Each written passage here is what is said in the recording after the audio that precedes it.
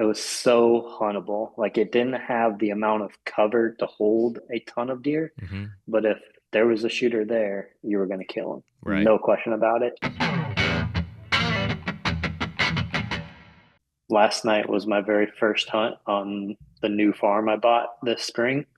And so that was awesome. Obviously, it's like, you know, it's hard to describe. You grind all off season, putting in so much time, so much effort um, into shaping it the way you want.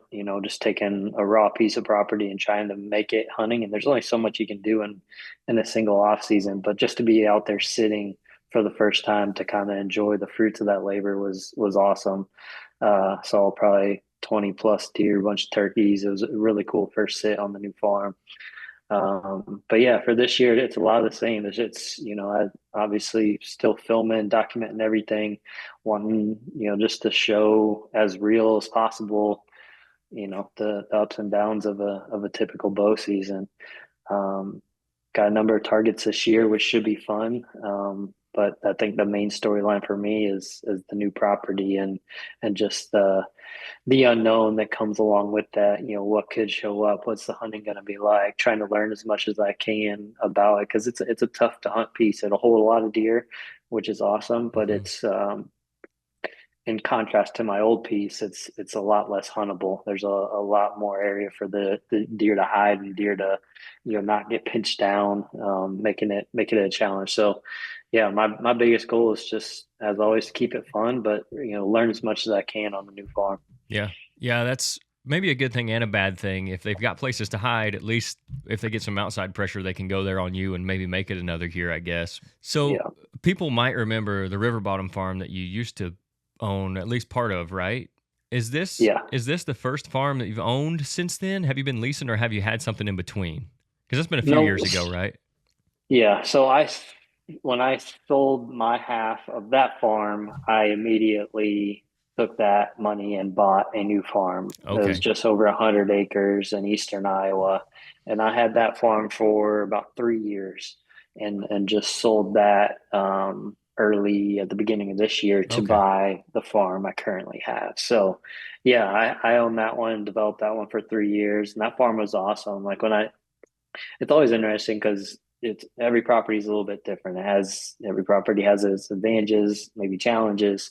And so one really cool thing about that farm, it was very raw cattle pasture, really no hunting history, which is what I prefer. Like I want something that's full potential but a blank slate. Mm-hmm. And that one I got to the point where it was a really good hunting farm and it was a good point for someone to take over. And I wasn't necessarily planning on selling it, but this other one came up for sale that I really wanted to pull the trigger on. And in order for me to swing it financially, I had to offload that farm to roll into this current one. But that farm was awesome. Like I said, about 100 acres, and it was so huntable. Like it didn't have the amount of cover to hold a ton of deer, Mm-hmm. but if there was a shooter there, you were going to kill him. Right. No question about it. There's just enough pinches and funnels and stuff like that. So it wasn't a property you're going to hold 4 or 5 mature bucks, but those one or two that you do hold, you'll kill them if you want to, Yeah. if you spend enough time there. Whereas this one does have the potential to hold 4 or 5 mature bucks, a little bit bigger, a lot more cover, a lot more bedding opportunity, holding capacity. Um, but super thick. There's spots where I'll hunt and I could be within 30 yards of a buck and never see them. Mm-hmm. It's that type of low, thick cover. Great for holding deer, but challenging to hunt. There's not a lot of pinches and funnels that force movement. So like anytime you have that, it's hard to predict. It's hard to like get those setups where a deer is going to walk by in bow range because it just doesn't have those features of it. Mm-hmm. And I'm working on things you can do to kind of help that a little bit, but there's going to be some luck involved for sure as far as killing them. The biggest thing I can do is just to try to create those setups, but ultimately hold as many deer as possible, give them everything they need, and eventually you're going to catch up with one just by the deer always spending time there. Oh yeah, and I'd say too, like this being your first year there, you're gonna find out a lot just hunting it. Like there may be something there that's pinching or funneling those deer down that you didn't even really think would. Just like for some reason, Yeah. you've seen it before. Like, why do all these deer go to that spot? Like, there's not a ton of rhyme or reason, or maybe there's something super subtle, and it just takes being Yeah. out there and hunting them to actually see it. Because, I mean, you can't set enough cameras to know everything about a property. I mean, you just got to be out No. there and hunt it to figure it out. Yeah. And then cameras just give you such a small glimpse. Like you know where he walked in this little 10-yard stand, but ultimately when it's not a pinch or a funnel, you don't know exactly where he came from or exactly where he went. And so, yeah, to your point, it's going to be a ton of learning, but that's the fun part as well. In my first sit last night, I decided to hunt the spot that I could see the most. Just, I mean, you could call it an observation sit if you want, but I was still somewhat in the game. Mm-hmm. But I could see, for a couple 100 yards in multiple directions. I was just like, hey, let's just figure out where the deer coming from. Where are they ultimately going at the end of the night? And so I saw a ton of deer, but they all came from different directions. They all left different directions. So Mm-hmm. I wouldn't say I learned a ton on last night's sit, but Right. it's all good. It was super, super enjoyable either way. Yeah. At least you figured out that there's there's no set place right there that seems like they're coming in and out, right? Yeah, and it was the central food source that I had. I just wanted to kind of have an enjoyable sit watching a lot of deer.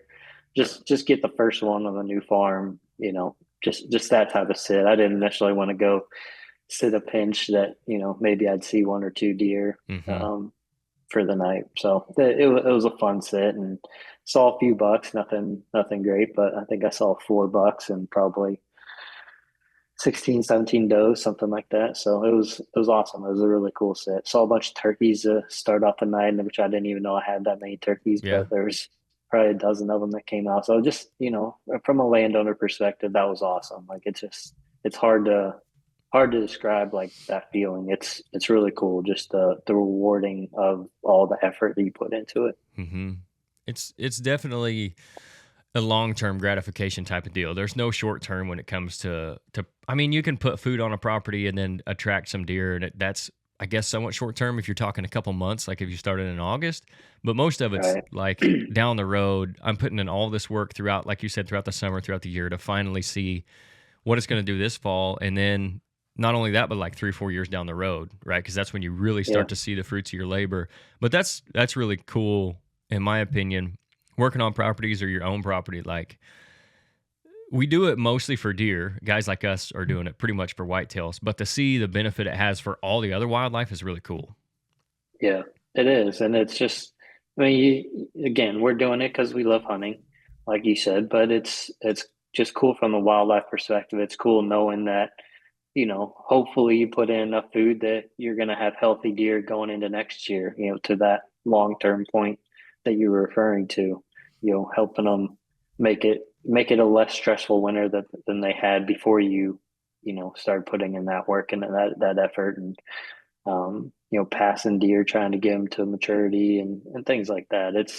It is definitely a long-term play. Hmm. But there's so many more benefits to it. And again, like if you step back, it's like, man, that's a lot of work just to kill a deer.